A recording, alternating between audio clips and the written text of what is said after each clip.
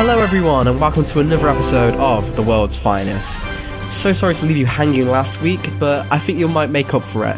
This episode is the first two-parter on the channel, and we're going to be bringing you an entire episode dedicated to my and Jake's fourth pick on the Batman Mount Rushmore, Grant Morrison. Oh yes, and I could not be more excited to devote an entire episode to the man that has fully shaped the way that I view comics. As we talked about in the first episode, it really changed the way that I view the world. And it all stems back to his work on Batman. He's done plenty outside of Batman for other companies and stuff like that, and those have all influenced me just as well. But Morrison's Batman has had the biggest influence on the kind of person that I am. So I guess we'll also just phrase this starting off.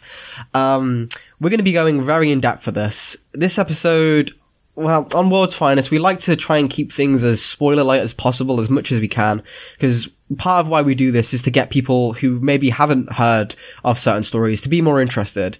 And while our first part may have lived up to that and kind of kept things on the story beats and just recommended a few things, we're going to be going in depth on our thoughts of the Grant Morrison Batman saga. So this is really more for the people who have already read that or don't mind being spoiled, because I guess, Jake, do you want to just kind of give a brief summary of why they should read it for the people who don't want it spoiled so they can leave? Yeah, so, I mean, we should say, too, that even if we do spoil it, which, I mean, we are going to, the experience of reading it does not change.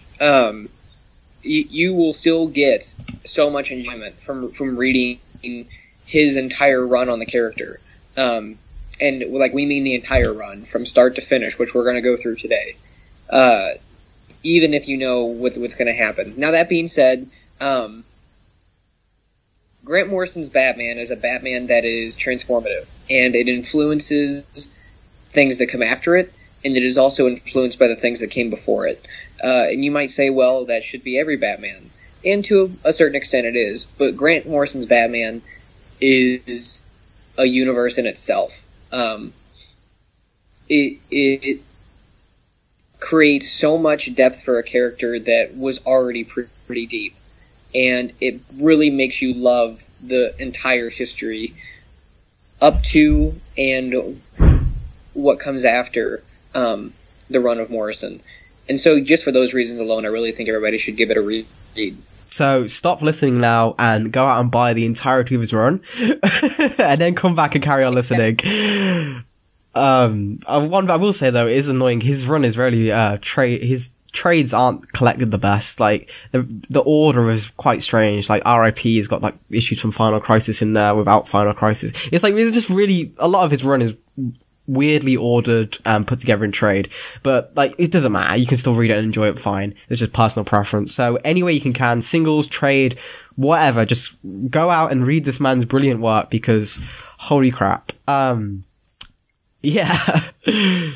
So you've had your warning, now we're going to delve right into this. As you may have heard in our opening roundtable podcast, Jake has a special place in his heart for Grant Morrison's first Batman work, Arkham Asylum. Oh yeah, it's my favorite graphic novel of all time, like I've said. And on my most recent reread of it, I made this. I don't know if it's actually like something that he meant to do, but I made a connection in my own head, which is another reason that you can really appreciate Morrison's work. Oh, definitely. That there's a Killer Croc scene that uses a lot of imagery from the biblical story of Saint Michael fighting the dragon of chaos, and there's actually a statue in this book, like enshrined in Arkham Asylum, this version of Arkham Asylum, of Saint Michael and the dragon, and there's a spear, and Batman, after being thrown through a window by Killer Croc, ends up taking the spear off of the statue and impaling both Croc and himself on it. And the imagery of Saint Michael fighting the dragon, what I actually noticed, it carries all the way through his work, leading up to where we're going to get at the end with the final fight with Leviathan, which a Leviathan could be another term for a dragon. Mm-hmm. So you really have Batman taking on the role of Saint Michael from the very first thing that Grant Morrison wrote featuring Batman to the very last thing that he wrote featuring Batman. And so I don't know if that was a connection he wanted us to make or if one he intended to make, but it kind of hit me in the middle of reading it, and it kind of made me appreciate his run even more. I guess that's a good way to kind of frame how at least I see Arkham Asylum, is it really feels like this is the blueprint for everything that came afterwards.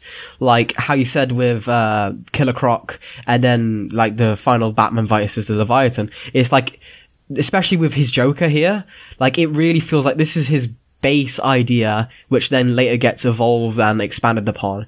Like the whole idea of Joker having super sanity is introduced in here, and it's developed slightly, but it isn't really pulled up on until you get to Batman 663, where like he really goes into the concept. So I guess you say Arkham Asylum is your favorite of the works. What makes it stand out to you as much as it does? A lot of it is the imagery and the artwork. Yeah, definitely. Like it's Dave McKean's art is so stunning and like abstract and unique, and it's terrifying at times because he'll pull like almost real life images and put them into the story, and there are just so many ideas presented in these 48 pages that Arkham Asylum itself almost deserves a whole episode. But, you know, like I'd mentioned in the first episode, we had talked about that these are the, like, most broken versions of Batman's rogues. You see Clayface, who is has to, like, drag himself along the walls because he's diseased, because his skin is revolting against him. Or you have the fact that Clayface, because he's so sick, abandoned a wheelchair-ridden Dr. Destiny that Batman, in order to prevent from suffering Dr. Destiny's attack, pushes down a flight of stairs. You have a Maxi Zeus that is infatuated with his own feces because he believes he can draw power from it. And as soon as he sees Batman, he scoops up his own feces and throws it at him because he believes he is a sharing god, a giving god, and he wants to share his power with Batman. It has one of the most terrifying scenes in all of comics for me, and that is the scene where, well, I guess we should also note that Arkham Asylum is half a Batman story and half a Amadeus Arkham story. And really, it's not his debut, but it's the story that defined him and will forever define him. Oh, yeah. It's the story that defines the Arkham family. And so, like, the story is spliced into Batman going through Arkham Asylum, and it mirrors a reading of Amadeus Arkham's journal. And in Amadeus Arkham's journal, he meets this criminal named Mad Dog Hawkins, Mad Dog Martin Hawkins, and he ends up he like studies him, and when he moves back to Gotham, because he studies him in Metropolis, and then he moves back to Gotham, and when he moves back to Gotham a few months later, he gets news that Mad Dog Hawkins has escaped from the mental hospital he was at. And so he arrives home one day, and Mad Dog Hawkins has slaughtered his family. And he has a wife and a daughter, and he discovers his wife, and then he discovers his daughter, and his daughter has been decapitated. And the scariest thing, and it still sends chills down my spine even talking about it now, he sees his daughter's dollhouse, and he says, "I see the dollhouse, and the dollhouse looks at me." And he says that because Mad Dog Hawkins had placed his daughter's head inside the dollhouse, and one of her open eyes is staring through one of the small windows. And it's just chilling. It's frightening. It also has my favorite depiction of Two-Face, which we really went in depth to in the first episode. Joker's super sanity is thrilling. It kind of also introduces the pedophilia base for Mad Hatter as well too. Yeah, kind of. It's certainly hinted at, and with, like, as you were saying, Morrison, when he came on this, obviously he's a young guy at this point, he wants to make a big impact. He wasn't holding anything back here, so I'm pretty sure the suggestion is pretty clear to see. Yeah, it bludgeons you over the head with it. Yeah. And then, well, what's actually interesting about it is that he actually wanted Joker to be more of a transvestite. But DC kind of drew the line on that because of it coincided with the release of the Batman. They didn't want Jack Nicholson to be a transvestite. No, which in hindsight is like, I think Jack would be fine with that. He probably would have loved it, you know? Yeah, he probably would have gotten a kick out of it. But yeah, it's a story that it reads as a dream sequence, and Morrison even kind of hints that it kind of is, but it also reads as an individual Batman tale. And it's the blueprint for the Arkham Asylum video games. There are actually some references to the book itself in the very first Arkham Asylum game. There's like a side quest where you can discover the history of Amadeus Arkham. You can even find his cell, which I really love. When I played the game for the first time and I got to be in his cell and see all the writings meant to keep the bat cell, and I had a major geek out moment for that. Oh, it's so perfect. And then you know, they reference that they keep Killer Croc in the sewers in the comic. And then that's literally where they keep him in the game. It's a really, you know, even if you don't want to read the entire run of Grant Morrison, this is a book that you pick up and it literally changes every time you read it. It's the same material, but you continue to find something new within the pages. But I guess to kind of throw out a counterpoint, because while of course it's gold because Grant Morrison Batman is gold, Arkham Asylum is actually my least favourite of his Batman works. Because I really, I think it's also kind of implied Morrison thinks it's the same as well, because in interviews in the past he's kind of seen it as parodic, whereas obviously when the moment he wrote it wasn't supposed to be a parody. So I feel like a lot of specifically his writing of Batman, I don't think is there yet. I don't like how he writes Batman in this. The Batman is a little wooden. Like, get your hand off me, you filthy... Like, I don't think that's something Batman would say. Or, like, when the nurse slits I forget the guy's name, but he thinks he's the reincarnation of... He wants to possess Amadeus as Arkham, like, because he's, like, obsessed with his writing. Yeah. Yeah, and when she slits his throat, Batman says he deserves it. I don't know about that. I don't think that fits with the rest of what goes on later in his character. Yeah. No, I agree with what you're saying, and I think that part of that reads as the dream sequence. Like, that's what kind of makes it, like, the dream, is that, because, like, you can almost, he references it, because in the version I have, half of it is the story, and then the other half is his script. Yeah, it's beautiful. I've got the same version. It's so cool. And in the script he says, you can almost imagine... a sweat-drenched Bruce Wayne waking up at 3 a.m., looking at the clock, wondering what the hell he just went through. Yeah. And if you can find that version, that's the version to buy, because that's the one that gives you the most insight into what he was thinking. It shows you a lot of symbolism. But it definitely... His Batman writing evolves from here. This is the least cosmic his Batman feels. But I think this is the most religious his Batman is, which is weird because the next story we're going to talk about is Gothic. And I will say, out of everything, Gothic is the one that I've read the least. Yeah, haven't read it as much as, but I definitely prefer it to Asylum. I guess something that links them, and what kind of links Grant Morrison's Batman in general, especially compared to the stuff that came out at the time, and something I really appreciate about it, is he brought the Gothic back to Batman. And not just in the sense of Batman on gargoyles looking mysterious with like beautiful artwork. That's all there, because that was always there.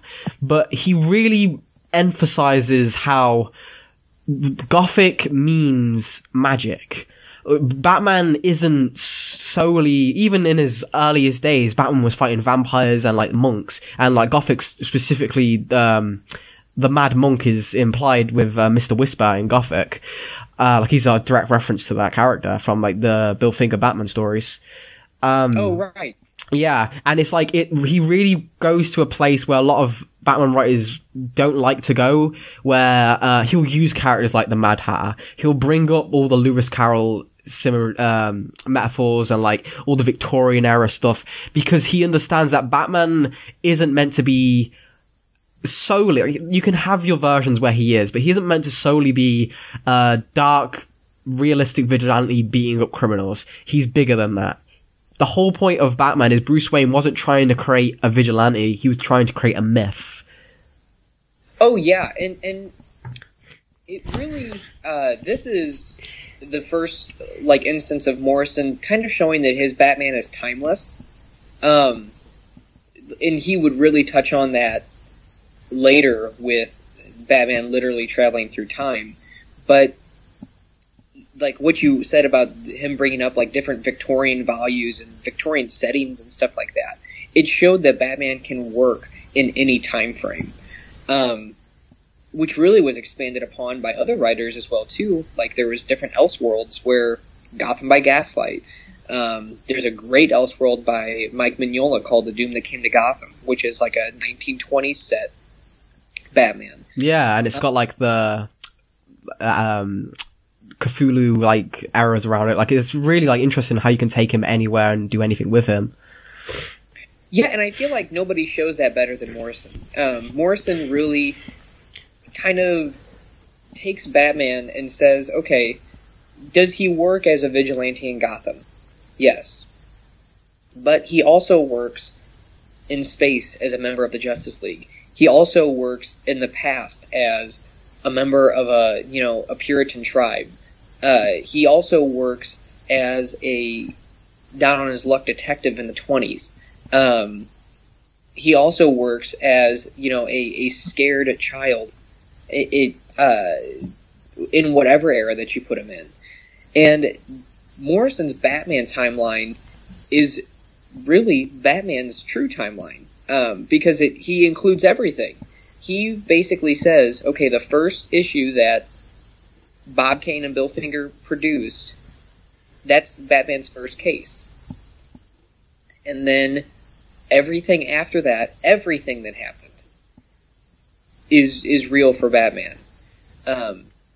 I think the phrase for it as well, which is a good way I always like to see it, is it's less focused on actual continuity, but more a psychological continuity. So it doesn't matter exactly how all these events fit together. All you need to understand is Bruce Wayne's mind has changed from all of these different eras, no matter what version he's in. So you don't have to try and make everything fit together, because he admits that's impossible.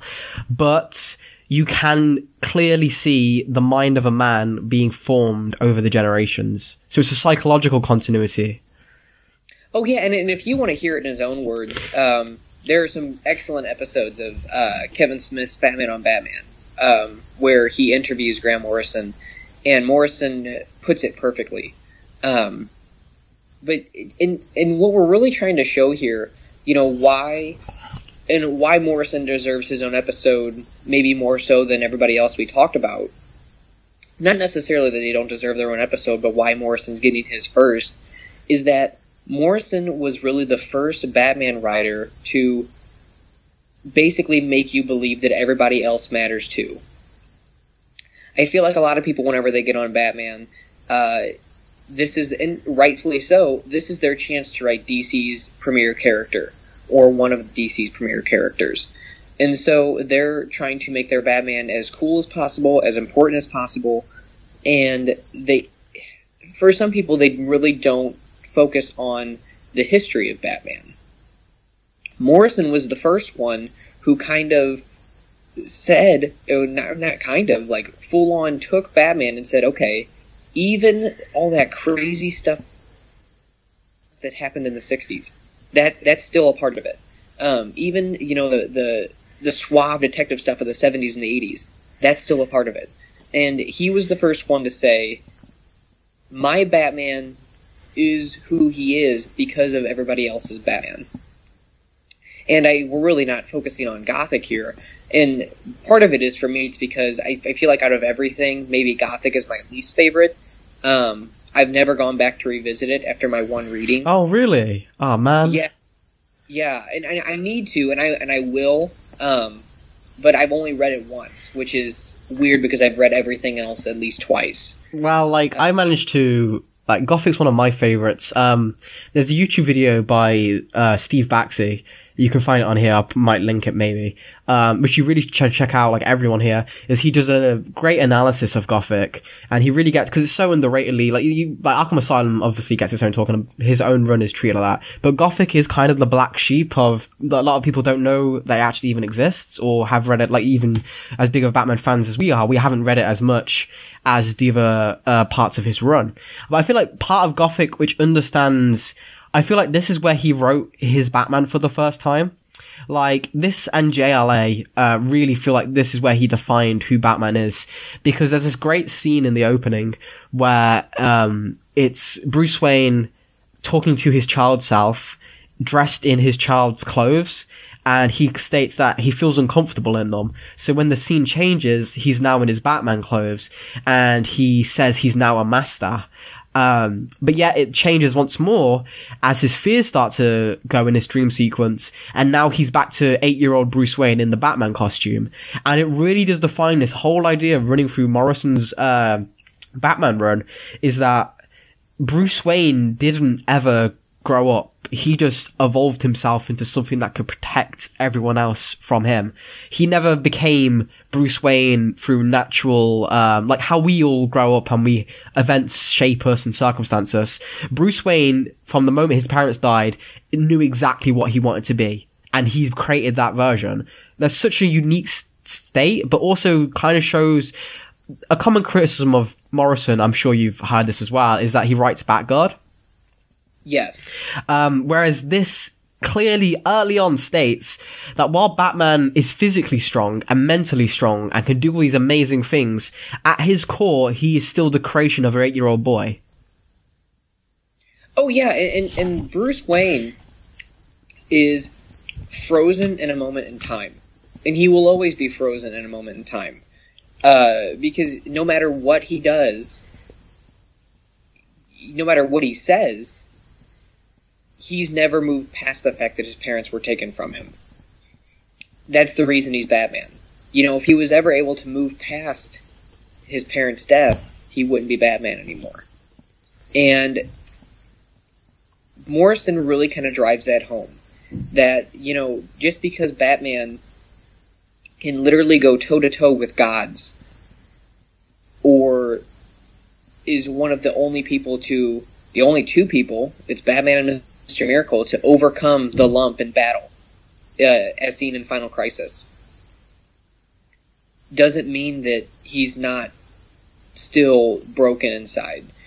And, you know, as we get kind of further into it, and more towards the end, we'll hit back on this, but I feel like the current Tom King run of Batman is the first person in a really long time to actually show Batman improve as a person. You could say Pete Tomasi with Batman and Robin, because Damian improved Batman just as much as Batman improved Damian. Yeah, but it's not in the main. It wasn't in a sense that the character at his core will be defined by this. Like, as a result, like, he obviously builds relationships with all the Robins throughout time, like Tim, etc. Like, he has grown in places, but like you say, Tom King has made that the whole crux of his story in the same way that Morrison did. Right, and he's the first person to actually, like, take Batman and say, you know, why would someone be happy doing this? And Tom King's trying to show Batman making an attempt to be happy doing this, because he hasn't been. And we'll have to get on to the current run, late in a later episode. But it really is beautiful to see. And if you enjoy Morrison's Batman, you will, beyond the shadow of a doubt, love Tom King's Batman. So we've definitely. That's one of the reasons as well is why he wasn't on our Rushmore, is simply because his time isn't done yet. If you come back to us in a few years when his arc is over, he's bound to be up there for sure. We wanted to make sure that everyone who had a solidified ending got their fair share. Exactly, right, yeah. But sticking to Morrison, because, sorry, I didn't mean to cut you off there. No, you're fine. But, piggybacking off of what you said about Tom King, is that Tom King is writing, a Batman run for the ages. But it's not done yet. So we really don't know what his full impact will be, because he might have something in the works that goes beyond what he's written so far. Everybody that's been on this list has seen their Batman through to the end. Morrison is still writing, occasionally he's got Arkham Asylum 2 rumored to come out, but that is not Bruce Wayne Batman, that's Damian Wayne Batman. Denny O'Neil is no longer crafting Batman stories. Frank Miller just recently wrapped up his, and obviously Bill Finger is no longer crafting Batman stories either. Paul Dini also seems to be focusing more on Harley now than Bruce himself. Yes, exactly. Yeah, Paul Dini is more media focused now than comic focused, I believe. Yeah, definitely. I feel like Paul Dini's days of writing a current comic are over. Maybe he'll make a comeback. I don't know, but I don't feel like he'll make a true run outside of an occasional graphic novel here and there. And while we've kind of reached a point where we've covered, what I like to see is Arkham Asylum and Gothic, I see as Morrison doing 40s Batman. It's very mystical. There's a lot of callbacks to those early Bill Finger issues. Batman's a bit harsher here than he is normally. Like in Gothic, he straight calls himself the King of Hell. He's a lot more demonic, how he was before Robin came on the scene. He's really feels like this is Morrison's version of Bill Finger 40s Batman. And as we move into his main run, this is 50s Batman. This is hard, psychological, crazy, a bit more, out there elements, but still harkening back to the darker roots. So I guess we'll just start off talking. You mentioned earlier with Arkham Asylum 2, kind of the big character, the one that's made the most influence from Morrison's Batman run that debuts here, Damian Wayne. Yes, and I know I wasn't reading comics at the time, but I know that the introduction of Damian Wayne was met with a lot of flack. You're telling me Batman has a son that he doesn't know about? That doesn't make any sense.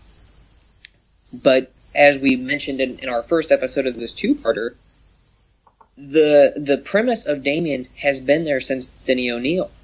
And Morrison, in tune with that everything matters kind of thing, went in there, pulled that detail out, and crafted the son of Batman and Talia al Ghul,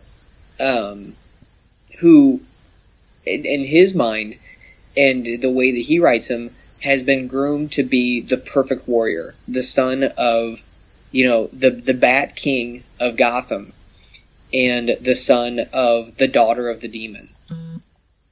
So, it's, and the introduction of Damian really inspired what is still going on, almost a decade now, a decade's worth of growth and maturity for not just Batman, but for Damian himself.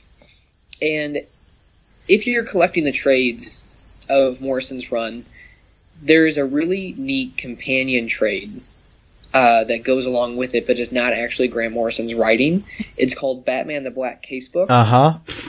And as you go through Morrison's run, he references a lot of these weird old 50s stories. You know, he goes like the Black Glove and the League of Batmen, basically the International League of Batmen, which is the coolest idea ever. Like, oh my god, I love these guys so much. And I wish they were around more. I wish somebody would write an International League of Batman series, because they're so fascinating. But they all these ideas stem from these original stories that were produced way back in the day. And the Black Case book chronicles all of them.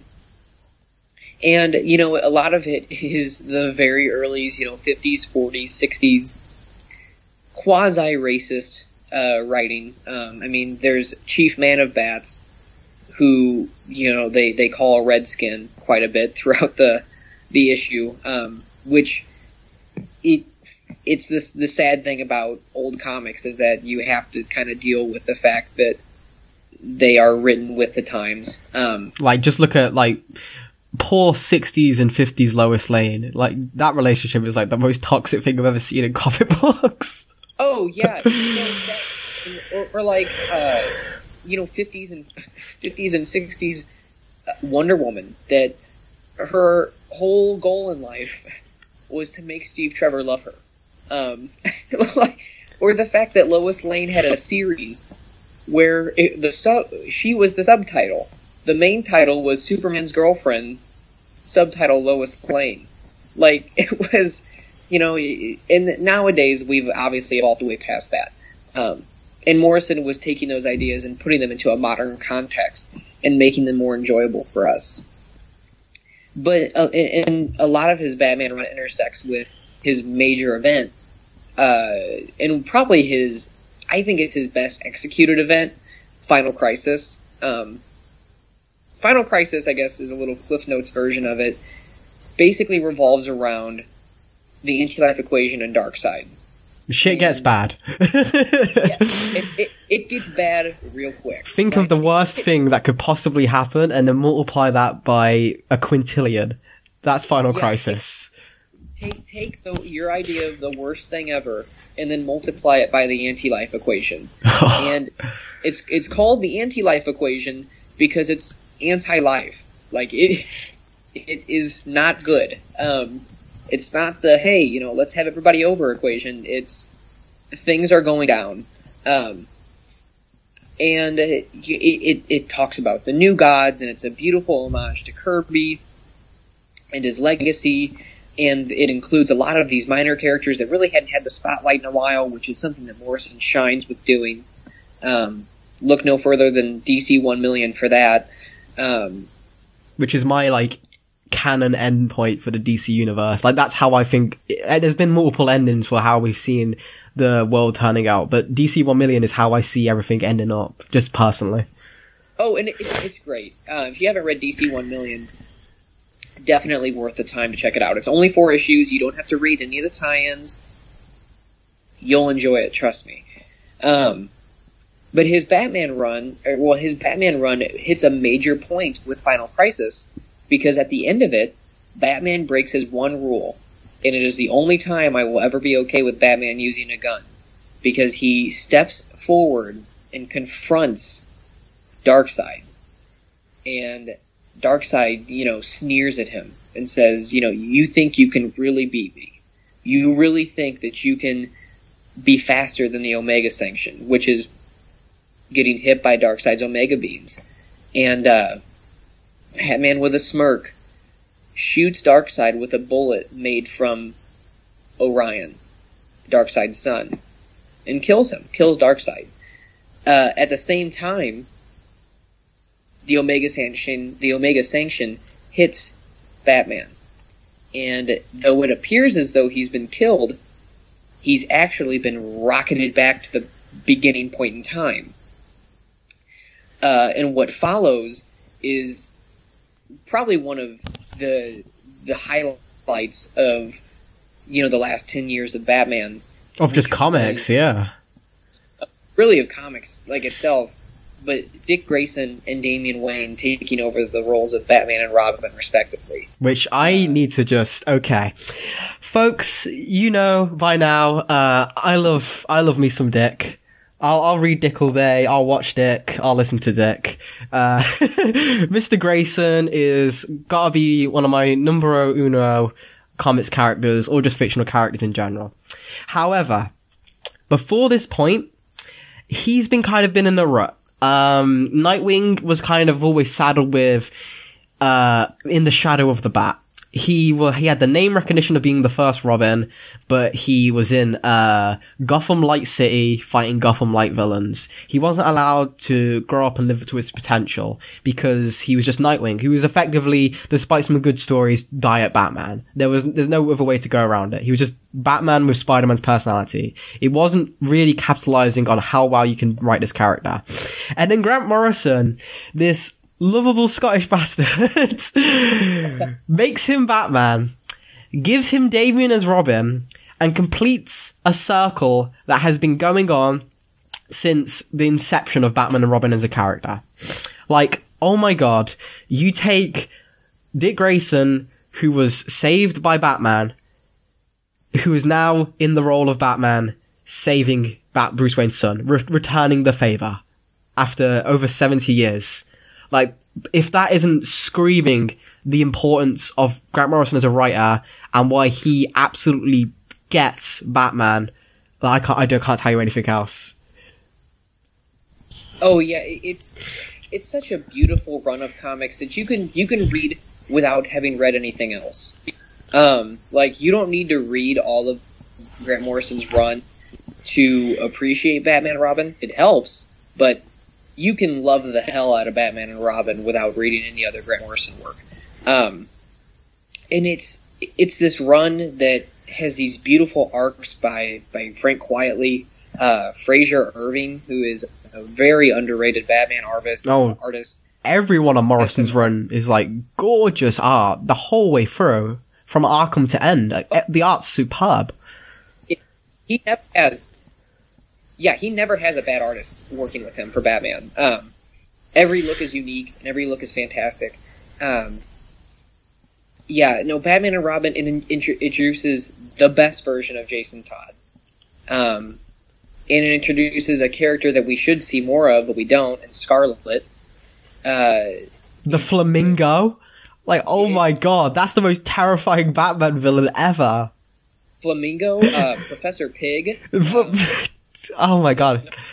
Demented, like, brutal, ugly Batman villain of all time. It's this perfect...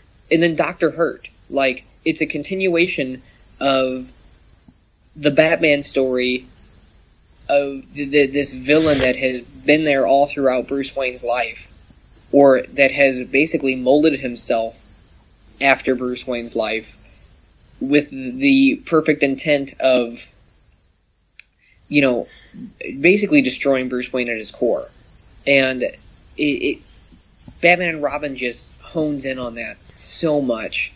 It has the brilliant introduction of Oberon. Is that it? That's what the Joker goes by. Yeah, it's Saxton. Yeah, Oberon Saxton. Yeah, Oberon Saxton. Yeah. Which is, in my opinion, the greatest reveal in comics.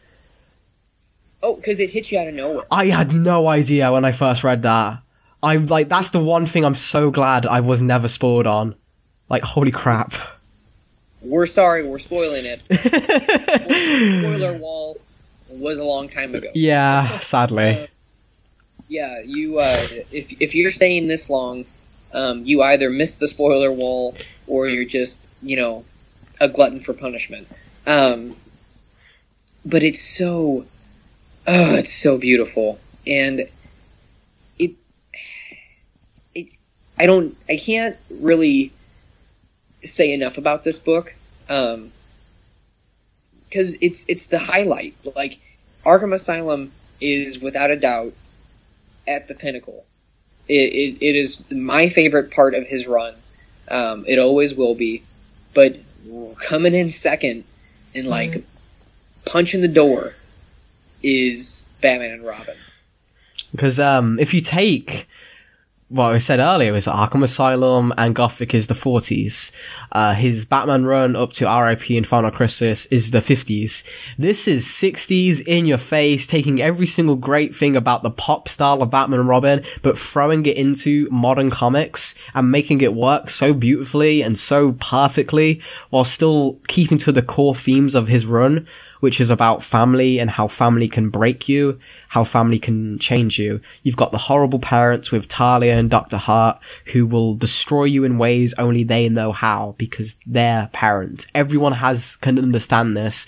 Like, as a child, disappointing your parents had to be like one of the most painful things like possible. Like, Damien has to accept that. But it can also show you how family can improve you and make you better. You've got the father and son with Bruce and Damian, or the brothers who can help each other with Dick and Damian. It's such like a superheroic, crazy stuff on the surface with like the idea of Al Sombrero, like the supervillain who's hired by other supervillains to make death traps. Like, that's oh my god, such a good idea. But then at this core, you've still got this very personal, touching story about family. Yeah, and that's one thing we really haven't touched upon is just how heightened everything is in Morrison's Batman run. It takes these ideas that, you know, if anybody else had kind of presented them, you'd be like, why is he going this crazy? Like, what is up with this interpretation? And Morrison just brings them to life in a way that just drops your jaw. You're just like, what? I never imagined that this would have worked in a Batman story. And it's so perfect, and I can't get over it. Even like the Batmobiles, they're cartoony, they're extravagant, but they're in the character designs for for Professor Pig and Flamingo and Scarlet, and even the best Red Hood design. Which oh, it's so good. They make him a supervillain for once. Yes, which we will touch on later in an episode that deserves our frustration, but because we don't need to be mad when we're talking Grant Morrison. But, but there's one thing we can be mad about, though.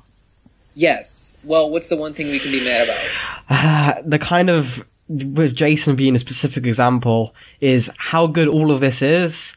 When we get to Incorporated, it's kind of sad seeing Morrison having to self-destruct it before other people can. Like, happens all the time with his work. So he kind of takes the initiative in the next arc by saying, okay, if I know this is all going to be undone anyway, I'm going to do it on my terms, which I respect, but it's also like, I don't know, compared to how hopeful a lot of Morrison's works normally end, the ending of Incorporated really does feel kind of sad. Like, he didn't get to really, he wanted this to be permanent. Like, Batman Incorporated, I guess I don't want to jump the gun to here, so I guess, Jake, do you want to give your thoughts on, like, Batman Incorporated as an idea, and then we can carry on with, like, how it ends? Yeah, no, Batman Incorporated is a genius idea. It is Batman realizing that Batman has to work on a global scale. And so Batman travels throughout the globe and meets these candidates that he chooses to be different Batmen. You have the Night Runner, who's the Batman of France. You have the Batman of Japan, the Batman of South America, the Australian Batman, Knight and Squire, who are the British Batman and Robin. Gotta love them. Right. The Dark Ranger, who is the Australian Batman. You have... Wingman.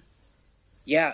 Oh, it's the Dark Ranger and Wingman. Yeah, that's right. That's the Batman and Robin. And then you have... what's the Batwing? The one which actually has become a Gotham staple now. Yeah. But the original introduction was... He was the African Bat. No? Well, was Batwing? Yeah, Batwing was the African Bat. Yeah, he had his own book in New 52. Yeah, that is right. There's so many different Batmen, I'm getting confused where they're on the map. I guess that's kind of the point, is like he wanted to make Batman such a grand concept that criminals wouldn't know what the hell to think. Yeah, and Batman Incorporated is the first time that Grant Morrison, almost comically, shows that Bruce Wayne himself fuels the rumors that Bruce Wayne is Batman. Oh my god, it's so good. he goes on these online forums under an anonymous username and fuels the fire that Bruce Wayne is Batman. Because if it's a rumor, people will know it's not true. If you make it public, it automatically becomes less credible. Bruce Wayne is writing BuzzFeed articles. Yeah, 10 reasons why Bruce Wayne is Batman. Yeah, you'll never believe this pic we got that makes you believe Bruce Wayne is Batman. It's all the clickbait that people will find, in that fictional world is fueled by Bruce Wayne himself. And Batman Incorporated, unfortunately, is severed when the New 52 starts. It takes on a whole new life because it has to be cut in half.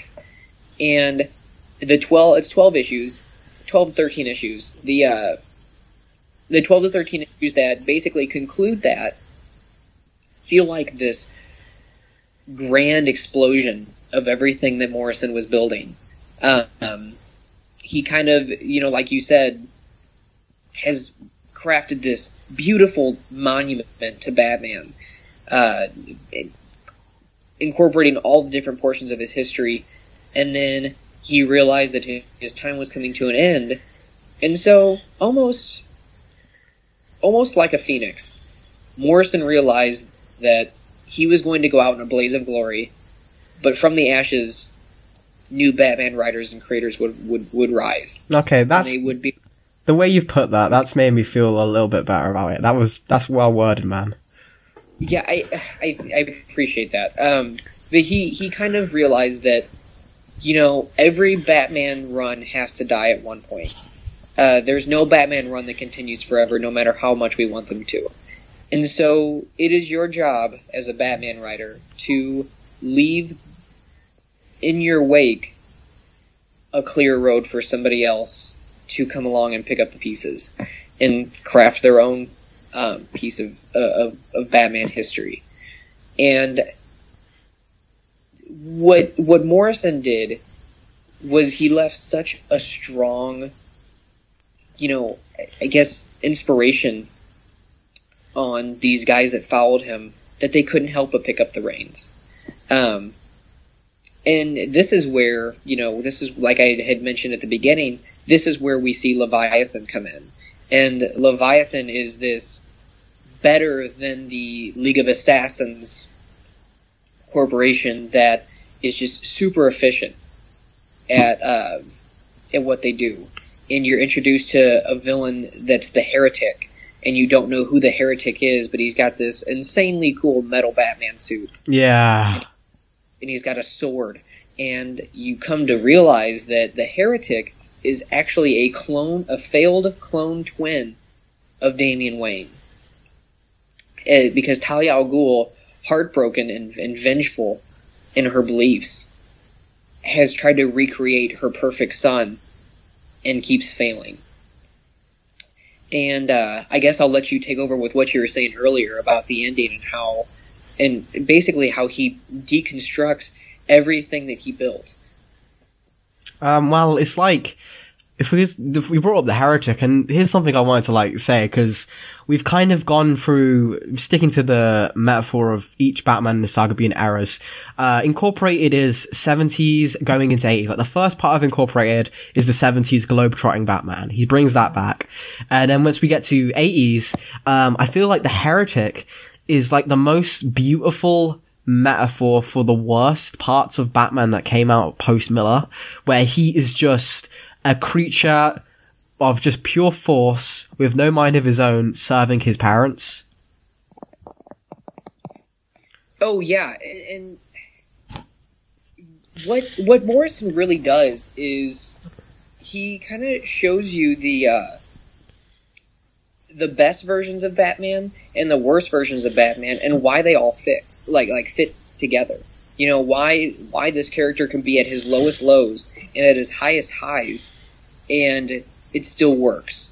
I still think the creation of this alternative mindset Batman forces himself to go into, the Batman of Zur and Am. Oh my god. is brilliant. That costume is so cool. The costume is the most ridiculous thing I've ever seen in my life, but I love it. I have no control. I love it. Like, Batman in purple, red, and yellow is the ugliest thing alive. The colours are confidence. That's Robin dressed this way for years. That line. It's the ugliest thing I've ever seen in my life. It is this monstrosity of clashing colors that should not exist. But I love it, and I can't get over how much I want to see that costume referenced more. It's so amazing. And at the end where Damian is killed at the sword of the heretic, and then actually he kind of kills off Talia al Ghul, but it's revealed that, like her father, she's also incredibly resilient. Mm-hmm. Morrison kind of leaves Batman in a somber state,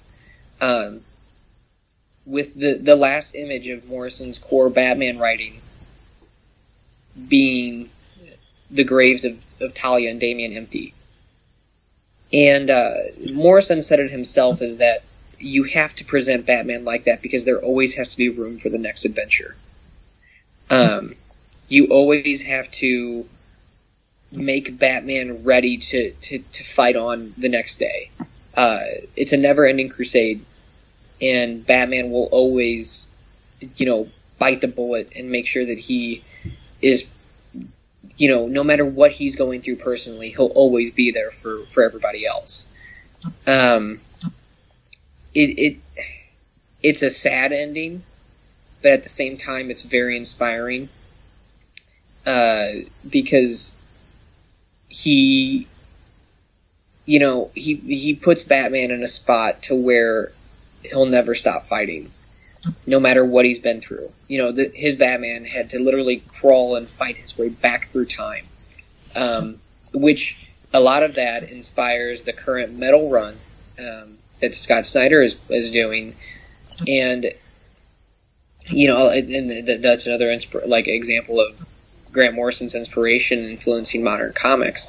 But his Batman went through so much, but at the end of the day, he realized that his personal troubles are outweighed by the troubles of the world that surround him. And when it comes down to it, Batman will always choose to serve for the good of the people than for the good of himself. Definitely. And I guess to wrap up, I'll pose this question to you, Jake, and the rest of the audience. What would you say are your top 3 favourite moments from all of Morrison's run? Number 1 moment is the Two-Face moment that I referenced in the first episode of Arkham Asylum. Mm-hmm. The image of Batman giving the coin back to Two-Face, and Two-Face almost as a thank you. He lets Batman go free, even when the coin told him not to. And to partner with that, another moment is another Two-Face quote, which is where he's looking at the moon, and he says, the moon is a big silver dollar, flipped by God, and it landed with the scar side up, and so God made the world because of that. It's hard for me not to not to get a little weepy at that moment. My second favorite moment. Second favorite moment might have to be Batman shooting Darkseid. Oh, good one. Just gotcha. He knew death was imminent, but he was cocky because he won.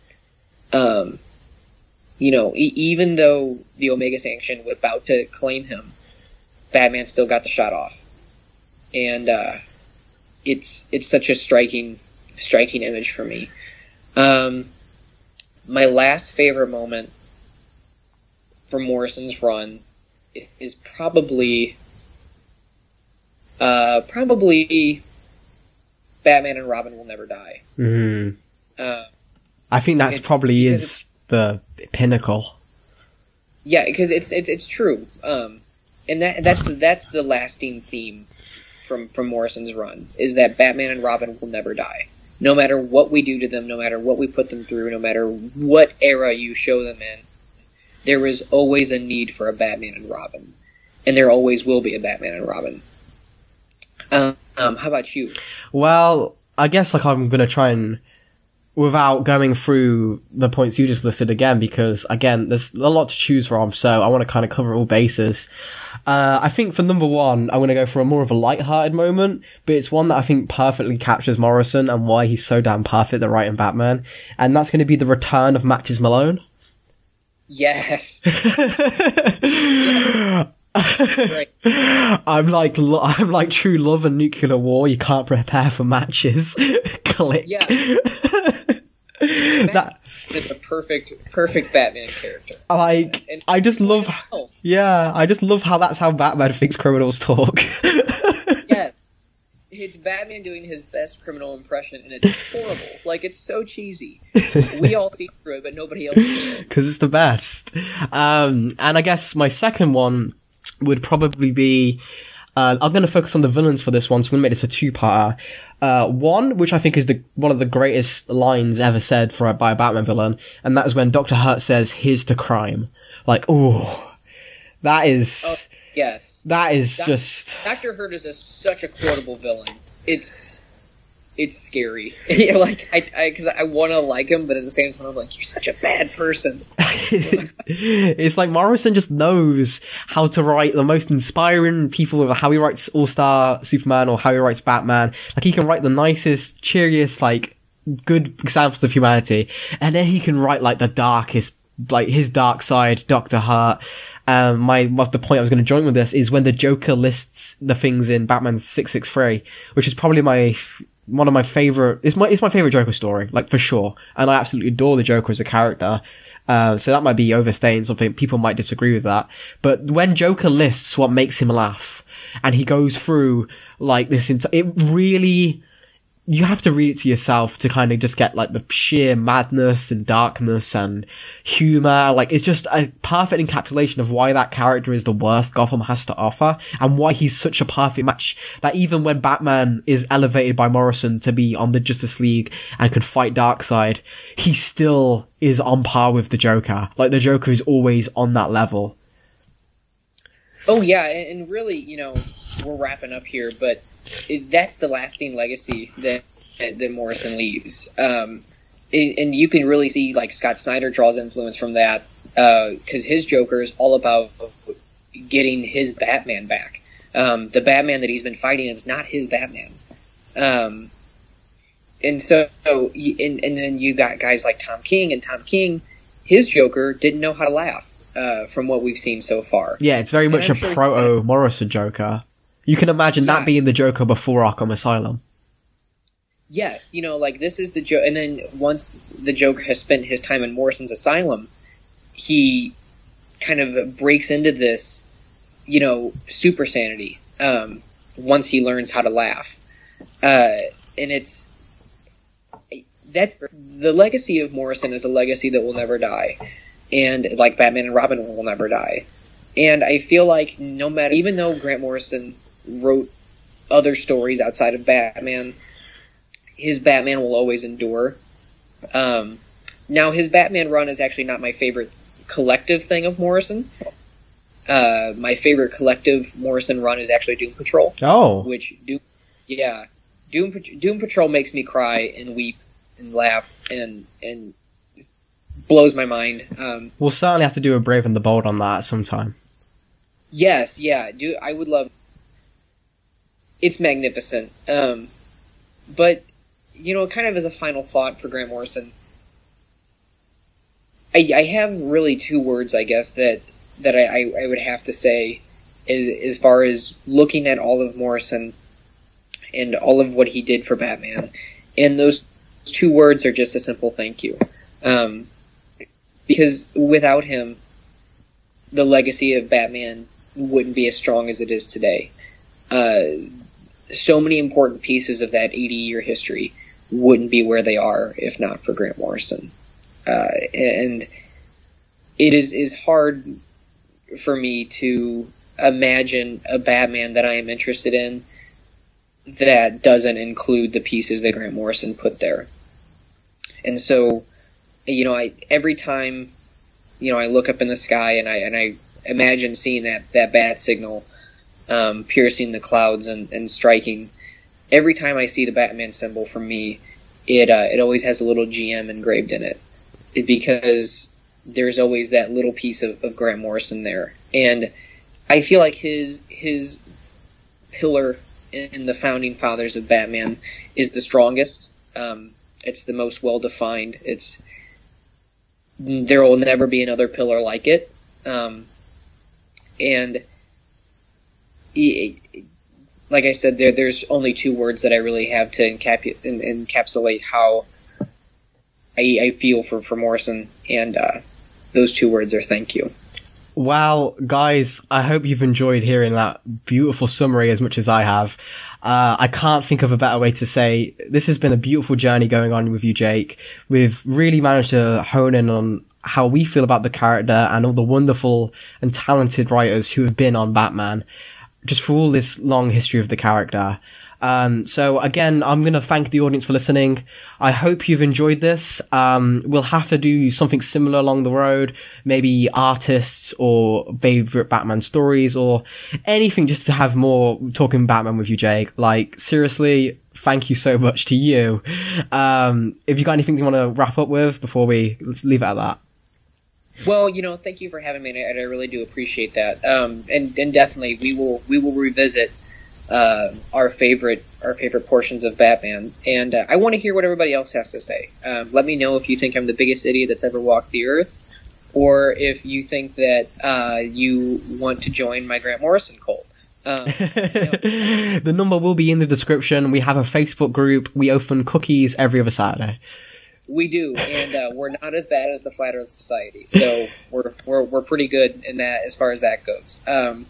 We don't have any large scale plans for domination yet, but once we get those member numbers up, they're going to start. So, really is wrapping up. I just want to say thank you for giving me this platform to express my love for Morrison.